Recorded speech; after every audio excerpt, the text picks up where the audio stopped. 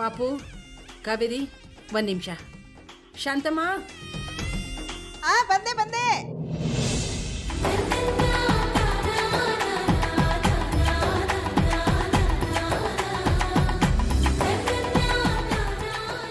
ನಾಯಿ ಕಣ್ಣು, ನರಿ ಕಣ್ಣು, ಗೂಬೆ ಕಣ್ಣು, ಊರ್ನವ್ರ ಕಣ್ಣು, ನನ್ನ ಕಣ್ಣು, ಯಾರ ಕಣ್ಣು ಬೀಳದೆ ಇರ್ಲಿ. ಉಗಿರಿ. ಏನಜ್ಜಿ ಇದೆಲ್ಲ? ಕಲ್ಲೇಟ್ಗಿಂತ ಕಣ್ಣೆಟ್ಟು ತುಂಬಾ ಅಪಾಯಕಾರಿ ಕಾವೇರಿ. ಸಾಕ್ಷಾತ್ ಕೃಷ್ಣ ರುಕ್ಮಿಣಿ ತರನೇ ಕಾಣಿಸ್ತಾ ಇದ್ದೀರಾ. ಯಾರ್ಯಾರ ದೃಷ್ಟಿ ತಾಕಿರುತ್ತೋ ಏನೋ. ಮೊದ್ಲು ಇದಕ್ಕೆ ಉಗಿರಿ ಉಗಿರಿ ಹೇಳ್ತೀನಿ.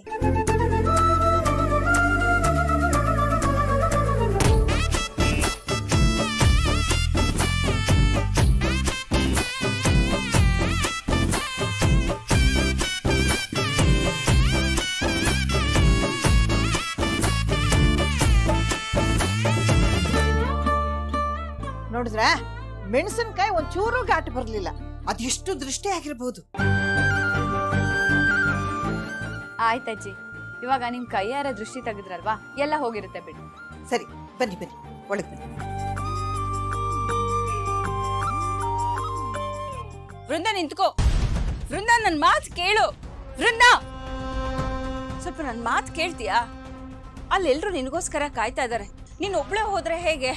ನಾವೆಲ್ರು ಎಷ್ಟು ಗಾಬರಿ ಆಗಿದ್ವಿ ಗೊತ್ತಾ? ಅಗಸ್ತ್ಯ ಯಾಕತ್ತೆ ಹೀಗೆಲ್ಲ ಮಾಡ್ತಿದ್ದಾರೆ? ಅದ್ ಹೇಗ ಅವಳ ಜೊತೆ ಕೃಷ್ಣನ್ ಪತ್ರ ಮಾಡಕ್ ಒಪ್ಕೊಂಡ್ರು ಅವರು? ಅವನ್ ಬೇರೆ ಯಾರೋ ನನ್ನನ್ನ ಕಿಡ್ನಾಪ್ ಮಾಡ್ತಾನೆ. ನೋ ಅತ್ತೆ, ಐ ಕಾಂಟ್ ಬೇರ್ ದಿಸ್. ನಾನಂತೂ ಇಲ್ಲಿರಲ್ಲ. ಯಾಕಿಷ್ಟು ಆತರ ಪಡ್ತಿದ್ಯಾ ವೃಂದ? ಅತ್ತೆ, ಅಗಸ್ತ್ಯ, ಶಶಿ ಎಲ್ರು ಬರ್ಲಿ, ಒಟ್ಟಿಗೆ ಹೋಗೋಣ. ಇಲ್ಲ ಅತ್ತೆ, ನಾನಂತೂ ಇಲ್ಲಿರಲ್ಲ. ನೀವ್ ನನ್ನ ಜೊತೆ ಬರ್ತಿರೋ ಇಲ್ವೋ, ಇಟ್ಸ್ ಯುವರ್ ಡೆಸಿಷನ್. ನಾನು ಹೋಗ್ತಿದ್ದೀನಿ. ಏ ವೃಂದ, ನಿಂತ್ಕೋ.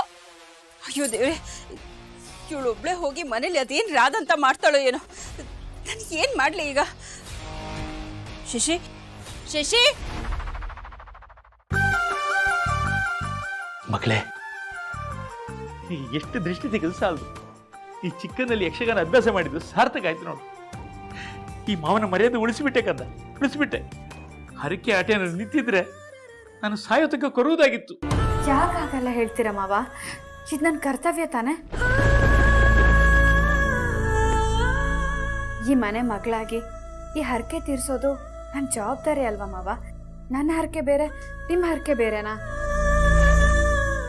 ನೀವು ಬೇರೆ, ನಾನು ಬೇರೆ ಅಂತ ವ್ಯತ್ಯಾಸ ಬೇರೆ ಬಂದ್ಬಿಡ್ತಾ ಮಾವ? ನನ್ನ ಮನೆಯಿಂದ ಕಳ್ಸಿರೋ ಹಾಗೆ ನಿಮ್ಮ ಮನಸ್ಸಿಂದನೂ ನನ್ನ ಕಳ್ಸಿದಿರೋ ಹೇಗೆ? ಅಯ್ಯೋ, ಎಂತ ಹೇಳುದು ಮಗ ನೀನು?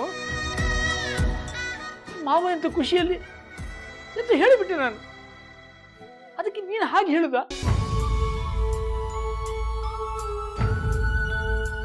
ನೋಡು, ಈ ಮಾವ ನಿನಗೆ ಜನ್ಮ ಕೊಟ್ಟಿಲ್ಲದೆ ಇರ್ಬೋದು, ಆದ್ರೆ ಯಾವತ್ತಿದ್ರು ನನ್ನ ಮಗಳ ಕಂದ, ನನ್ನ ಮಗಳು ನೀನು.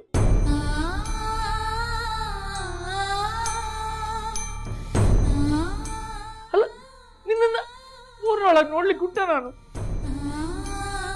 ನಂಗೆ ಮಾತಾಡ್ಬೇಡ, ಸೇರ್ಲಿಕ್ಕೆ ಆಗುದಿಲ್ಲ ನನಗೆ. ಹಾಗಾದ್ರೆ ನಾನು ಇನ್ಮೇಲೆ ಹೀಗೆಲ್ಲ ಮಾತಾಡಲ್ಲ, ನೀವು ಹೀಗೆ ಮಾತಾಡ್ಬಾರ್ದು, ಸರಿನಾ? ಆಯ್ತು ಕಂದ, ಹಾಗೆ ಆಗಿ ಹಾಗೆ ಆಗಿ. ಇವರಿಬ್ಬರು ಅಟ್ಯಾಚ್ಮೆಂಟ್ ಎಷ್ಟು ಚಂದ ಅಲ್ವಾ? ನೋಡೋಕೆ ಖುಷಿ ಆಗತ್ತೆ. ನಮ್ ಕಾವೇರಿ ಜೊತೆನಲ್ಲಿದ್ರೆ ಏನೇ ಸಮಸ್ಯೆ ಬಂದ್ರೂ ಹೀಗ್ ಬಂದು ಹಾಗೆ ಹೊರಟೋಗುತ್ತೆ.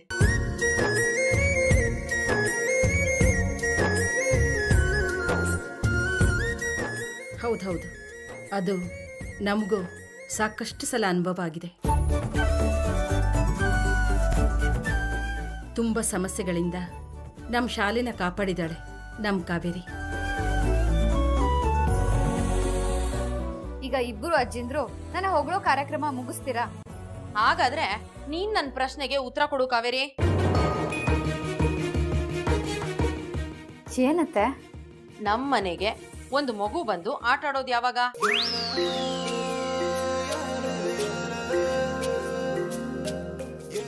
ಏನು ಮದ್ವೆ ಆಗಿ ವರ್ಷ ಆಗ್ತಾ ಬಂತಲ್ಲ.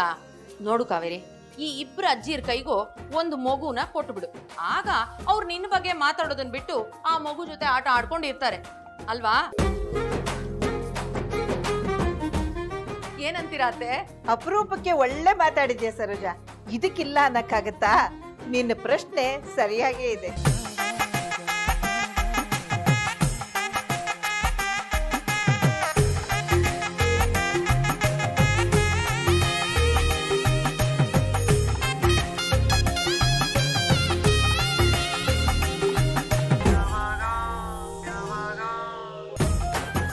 ಮಕ್ಕಳಲ್ವಮ್ಮ, ಸ್ವಲ್ಪ ತಡ ಮಾಡ್ತಾರೆ. ಏನು ಇರ್ತದೆ ಅಂತ ನಾವು ಕೇಳುವಾಗಿಲ್ಲ. ನಮಗೆ ಆದಷ್ಟು ಬೇಗ ಬೇಕು ಅಂತ ಹೇಳಿ ವಿನಂತಿ ಮಾಡಿ ಕಾಯುದು ಅಲ್ವಾ ಅಳಿ ಅಂದ್ರೆ. ಗಿಡ ಮರ ಬಳ್ಳಿ ಹೂ ಬಿಟ್ಟಾಯ್ತು ನಂದು ನಿಂದು ಯಾವಾಗ.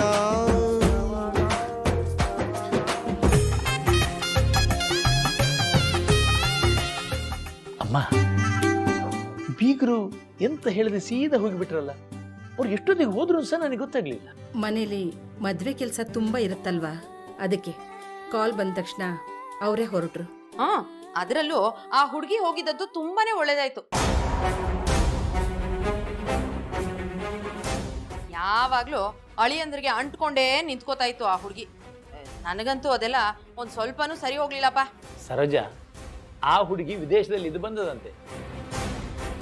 ಅಲ್ಲೆಲ್ಲ ಹಾಗೆ ಇರುದಲ್ಲ, ಒಬ್ರಿಗೊಬ್ರು ಅಂಟಿಕೊಂಡೇ ಇರುದು. ಹಾಗೆ ನಮ್ಮ ಅಳಿಯಂದ್ರೆ ಅಂಟಿಕೊಂಡಿತ್ತು ಕಾಣ್ತದೆ. ನೀನು ಅದನ್ನ ಬಿಟ್ಟಾಗ ನೀ ಎಂತಕ್ಕೆ ಮಂಡೆ ಬಿಸಿ ಮಾಡು ಸುಮ್ಮನೆ. ಅದೆಲ್ಲ ಹೇಗಾಗತ್ತೆ ಬಾಬಾ, ಇದು ನಮ್ ದೇಶ, ಇಲ್ಲಿ ಹಾಗೆಲ್ಲ ನಡೆಯುತ್ತಾ ಹೇಳಿ? ಏ ಕಾವೇರಿ, ನೀನ್ ಇದಕ್ಕೆ ಅವಕಾಶನೇ ಕೊಡಬಾರ್ದು. ಗಂಡನ್ಗೆ ಮೂಗ್ದಾರ ಹಾಕೋದನ್ನ ಕಲ್ತ್ಕೋ. ಏ ಸರೋಜ, ನಮ್ ಕಾವೇರಿ ನಿನ್ನಂಗೆ ಗಯ್ಯಾಳಿ ಅಂತ ತಿಳ್ಕೊಂಡೇನೆ. ಮೂಗ್ದಾರ ಅಂತೆ ಮೂಗ್ದಾರ. ನಮ್ಮ ಅಳಿಯಂದಿರು ತಿಳುವಳಿಕೆಯವರು ಇದ್ದಾರೆ. ಕಾವೇರಿ ಮೇಲೆ ಬೆಟ್ಟದಷ್ಟು ಪ್ರೀತಿ ಇಟ್ಕೊಂಡಿದ್ದಾರೆ. ಆ ಹುಡುಗಿ ಅವ್ರ ಕೈ ಹಿಡ್ಕೊಂಡ್ರೆ ತಪ್ಪೇನು? ಇವ್ರು ಸರಿಯಾಗಿದ್ರೆ ಆಯ್ತು. ಹೌದಲ್ಲ ಮತ್ತೆ ಅಳಿಯಂದ್ರೆ, ಇವತ್ತು ನನಗೆ ಭಾರಿ ಖುಷಿ ಆಗ್ತಾ ಉಂಟು. ಈ ದಿನವನ್ನ ಚಂದ ಮಾಡಿ ಆಚರಣೆ ಮಾಡ್ಬೇಕು. ಎಂತ ಮಾಡುದು? ಏನ್ ಮಾಡ್ತೀರಾ ಅಂಕಲ್?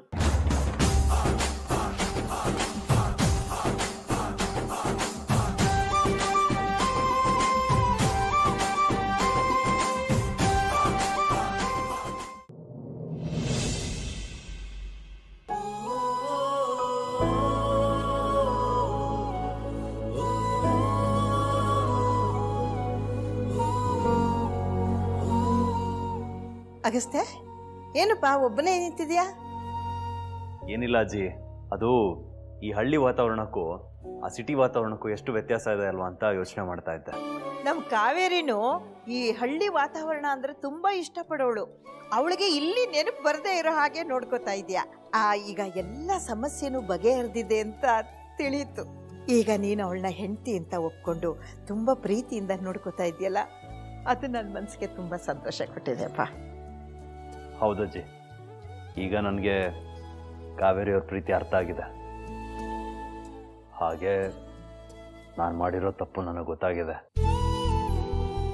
ಕಾವೇರಿಯವ್ರನ್ನ ಪ್ರೀತಿಯಿಂದ ನಾನು ಹೆಂಡತಿ ಅಂತ ಒಪ್ಕೊಂಡಿದ್ದೀನಿ. ತಂದೆ ತಾಯಿ ಇಲ್ಲದ ತಬ್ಲಿ ಮಗು. ಅವಳು ಚಿಕ್ಕವಳಿರುವಾಗಲೇ ತಾಯಿನ ಕಳ್ಕೊಂಡ್ಲು. ಪುರುಷೋತ್ತಮ ಅವಳನ್ನ ಈ ಊರಿಗೆ ಕರ್ಕೊಂಡು ಬಂದ.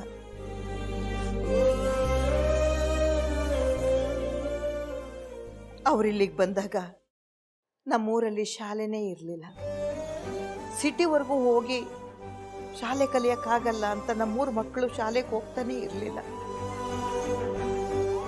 ಪುರುಷೋತ್ತಮ ಇಲ್ಲಿಗೆ ಬಂದಮೇಲೆ ಈ ಊರಿನಲ್ಲೂ ಒಂದು ಶಾಲೆ ತೆರಿಬೇಕು ಅಂತ ತುಂಬ ಓಡಾಡ್ದ. ಮೊದಲು ಸಿಟಿನಲ್ಲಿ ಒಂದು ದೊಡ್ಡ ಮನೆಯಲ್ಲಿ ಕೆಲಸ ಮಾಡ್ತಾ ಇದ್ದ ಅವನು. ಆ ಮನೆಯಲ್ಲಿ ನಿಯತ್ತಾಗಿದ್ದ. ಆ ಮನೆಯವರ ಸಹಾಯದಿಂದ ನಮ್ಮೂರಲ್ಲಿ ಒಂದು ಶಾಲೆ ತೆರೆದ.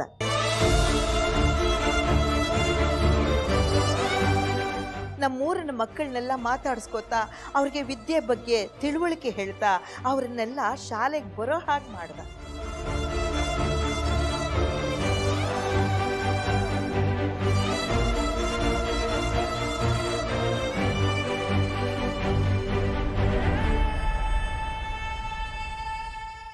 ನಮ್ಮೂರಿನ ಮಕ್ಕಳೆಲ್ಲ ವಿದ್ಯಾವಂತರಾಗೋ ಹಾಗಾಯ್ತು. ಅದಕ್ಕೆ ಊರಿನ ಜನಕ್ಕೆಲ್ಲ ನಮ್ಮ ಪುರುಷೋತ್ತಮನ ಬಗ್ಗೆ ತುಂಬ ಗೌರವ. ಹೌದು ಅಜ್ಜಿ, ಆ ಜನ್ರೇಷನಲ್ಲೇ ಎಜುಕೇಷನ್ಗೆ ಅಷ್ಟೇ ಇಂಪಾರ್ಟೆನ್ಸ್ ಕೊಟ್ಟು ತಾವೇ ಇಲ್ಲಿ ನಿಂತು ಇಲ್ಲಿನ ಮಕ್ಕಳನ್ನ ವಿದ್ಯಾವಂತರನ್ನಾಗಿ ಮಾಡೋದು ಅಂದರೆ ಅದು ಈಸಿ ಕೆಲಸ ಅಲ್ಲ. ನಿಜಕ್ಕೂ ಗ್ರೇಟ್ ಅವರು. ಹೌದಪ್ಪ, ತುಂಬ ಒಳ್ಳೆ ಮನುಷ್ಯ ಆಗಿದ್ದ. ಅವನ ಗುಣನೇ ಕಾವೇರಿನಲ್ಲಿ ಬಂದಿರೋದು. ಮಗಳಿಗೆ ಯಾವ ರೀತಿಲೂ ತೊಂದರೆ ಆಗಬಾರ್ದಂತ ತಾಯಿ ತಂದೆ ಎಲ್ಲ ಅವನೇ ಆಗಿ ಅವಳನ್ನ ತುಂಬ ಚೆನ್ನಾಗಿ ನೋಡಿಕೊಂಡ.